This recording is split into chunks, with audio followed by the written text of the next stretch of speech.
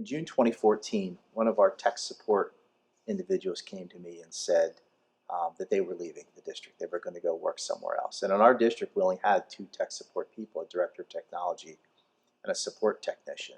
And it kind of rocked my world a little bit because I was really struggling internally with how we're going to support our environment.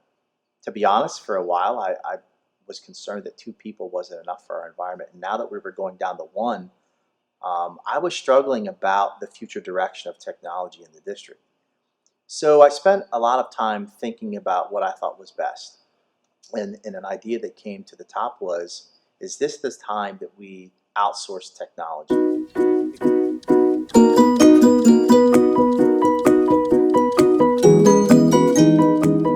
So we shared some information with the board and we shared a proposal. And in September 2014, they signed a contract with a company, Appalachia Technology, to manage our technology services. So when we came on site and began to do some of the due diligence, we uncovered a lot of information that we didn't know as part of the initial assessment. So suddenly what we were coming in to do was still certainly the goal in the charter, but the scope of what we were to do was certainly increased a great deal.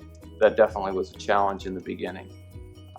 The wireless was going down constantly. We found out that the wireless that was installed needed to be upgraded, so we upgraded that. Our hardware needed to be upgraded, we upgraded that. Our email server, our network servers, lots of things needed to be upgraded. The fall of 2014 was extremely painful. More painful than I ever thought imaginable. We had more issues than I ever thought that we had. And it really seemed like as we continued to peel back the onion, we were finding more issues. And my stress level was through the roof. So through the winter time, I found us starting to really solve some issues. We created a ticketing system so we can monitor our issues that were ongoing. And through the spring of 2015, from September to about February, we had closed 2,000 tickets in the district. But on a daily basis, we were still getting 50 to 75 tickets. And so it seemed like we take 2 steps forward and we take a step back. And then a step forward and then 3 steps back. And it was just ongoing. So we're going, what do we need to do? Oh, we submit a ticket. I'm like, okay, I'll submit a few tickets. And so every time there's a problem, submit a ticket. And I found that I kept submitting tickets. And the tickets were still there, and nothing was necessarily happening to the tickets. So the students started to get frustrated with the technology. When I was rolling in the laptops, they'd roll their eyes, oh, we're using these again, because half of them, it wasn't half, but like 5 or 6 of them wouldn't necessarily work. And, well, I submitted a ticket, guys. And I'm like, yeah, you submitted a ticket, Ms. Bond.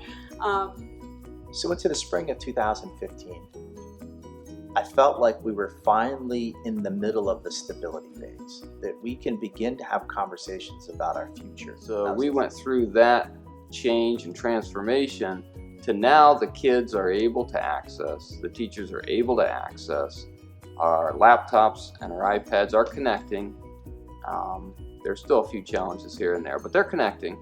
And now the challenge is getting the teachers to trust the network, to trust the software people, to trust the wireless, to trust that we have the infrastructure. We actually replaced the entire wireless infrastructure for the school district. We replaced servers.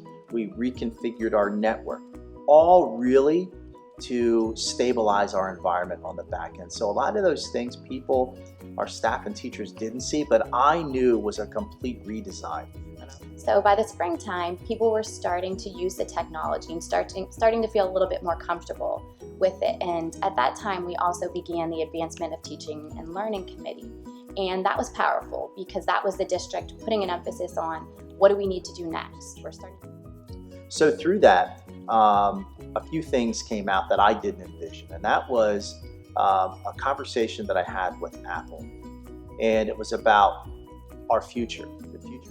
When we came back to school in the fall, we started really having conversations about where we were headed as a district and what we wanted our students to be able to walk away with. And staff was still mixed at this point. Some staff members were still a little unsure of trying something new. And I felt confident because the technology had worked for me and I felt almost like I was a cheerleader in a sense. trying to encourage people just to give it a try, see if it works, and really kind of move past the issues that we had experienced in the past. We were in a different place now. And people from the district had gone over the summer and done a lot of learning with Apple and just really started to dig down and figure out what is it we're trying to do and what's our why here. And we started the One to World Committee. And that was so exciting because it wasn't just a focus on technology. We had the technology in place that we knew we needed, but the focus really was on the learning that we wanted to take place. And we knew that students needed to have access in order for that type of learning to occur, but we really put an emphasis on where do we want our students to go? What does it mean to be future ready? What types of skills do our students need?